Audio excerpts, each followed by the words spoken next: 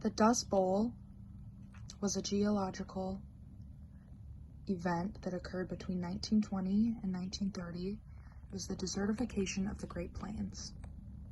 The Homestead Act of 1862 encouraged people to move west. The U.S. government gave 160 acres per person as long as they agreed to farm the land. More people were encouraged to farm, which led to a rush of new, less experienced farmers in the plains. Here they'd go on to remove millions of acres of native grassland, replacing it with excessive amounts of wheat, corn, and other crops. On this map, the shaded-in areas represent where the Homestead Act was. The soil in the Great Plains was extremely fertile and good for growing crops.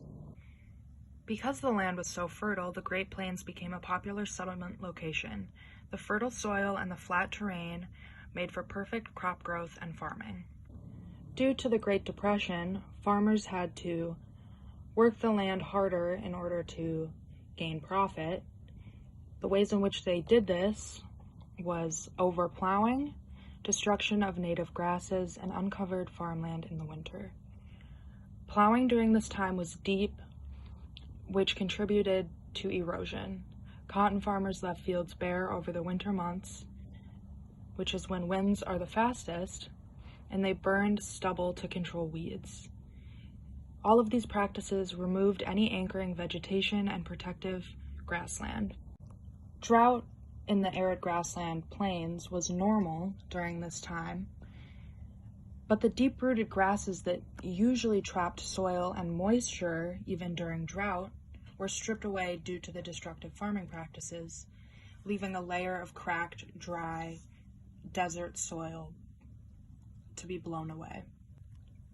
The drought of this time had dried up all topsoil, reducing it to a powdery consistency that was easily able to be blown away in the high winds that picked up over the plains.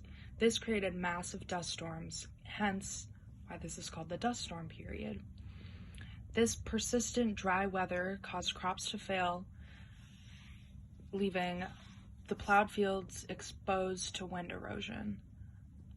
The fine soil of the plains was easily eroded and carried east by strong continental winds. These huge sand and dust storms swept all the way to the east coast.